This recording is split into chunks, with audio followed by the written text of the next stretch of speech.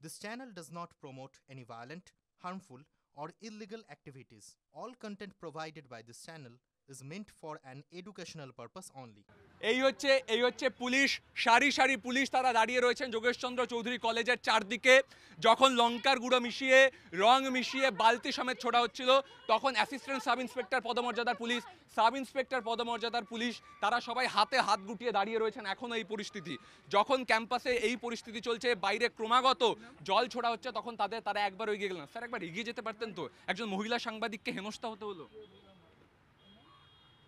Sir আপনারা course of আপনাদের action সেটা হবে, একজনকে রেস্কিউ করা হবে না? এটা কি ধরনের স্যার? রঙে হলুদ গুঁড়ো লঙ্কার গুঁড়ো মিশিয়ে ছোড়া হচ্ছে, যে কেউ এফেক্টেড হতে পারতেন। এইভাবে নীরব দর্শকের মতন দাঁড়িয়ে থাকবেন এখনো? স্যার অ্যাটলিস্ট সাহায্যটুকু করতে পারতেন। ক্যাম্পাসে কি চলছে এটা স্যার? প্রিন্সিপাল ক্যাম্পাস বন্ধ করে দিয়েছেন, আপনারা বাইরে দাঁড়িয়ে পাহারা দিচ্ছেন, আর সাংবাদিক, মহিলা সাংবাদিক তাকে হেনস্থা করা হচ্ছে। এটা দেখছেন আপনারা স্যার? কিছু বলছেনও না, এখনো রিয়াকশন নেই আপনাদের স্যার। অ্যাটলিস্ট সাহায্য করতে পারতেন, কারোর বিরুদ্ধে কোনো অ্যাকশন না নিয়ে সাহায্যটুকু করতে পারতেন স্যার। এখনো নীরব, এখনো কোনো কথা বলবেন না স্যার? হিউম্যানিটির জন্য একটু কথা বলুন। একজন সাংবাদিকের দিকে কোনো কমেন্টস নয়, সরি। লঙ্কার গুঁড়ো মিশিয়ে ছোড়া হলো স্যার। হয়ে গেছে, প্লিজ যান।